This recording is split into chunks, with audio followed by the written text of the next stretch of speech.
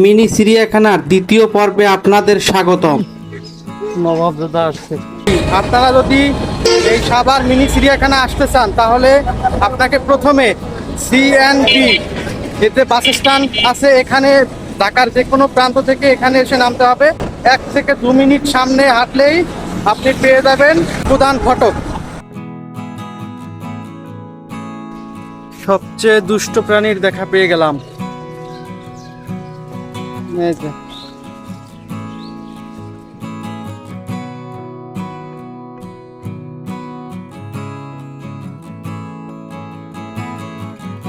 প্রিয় দর্শক, গত পর্বে আপনাদেরকে দেখিয়েছিলাম সাভার মিনি চিড়িয়াখানার হরিণের জীবন বৈচিত্র্য।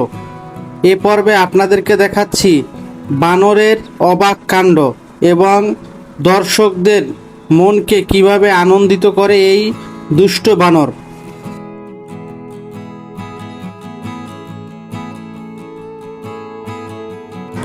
পুরো চিড়িয়াখানা এই বানরগুলো মাতিয়ে রেখেছে।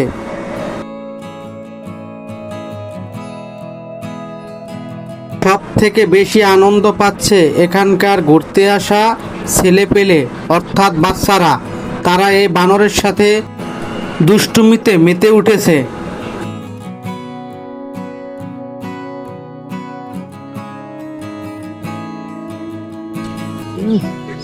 নবাব দাদা আসছে। আমি বলতে পারি, আপনি যদি এই চিড়িয়াখানায় ঘুরতে আসেন সারাদিনে একটি ভালো অভিজ্ঞতা হবে এবং ভালো সময় কাটাতে পারবেন।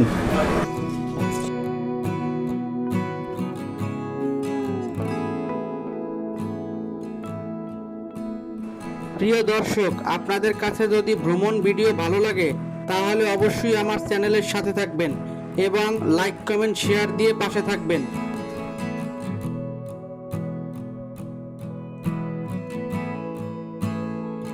এখানে রয়েছে একটি ভাল্লুক। ভাল্লুকের জীবন বৈচিত্র্য দেখে সবাই অবাক এবং হতভম্ব।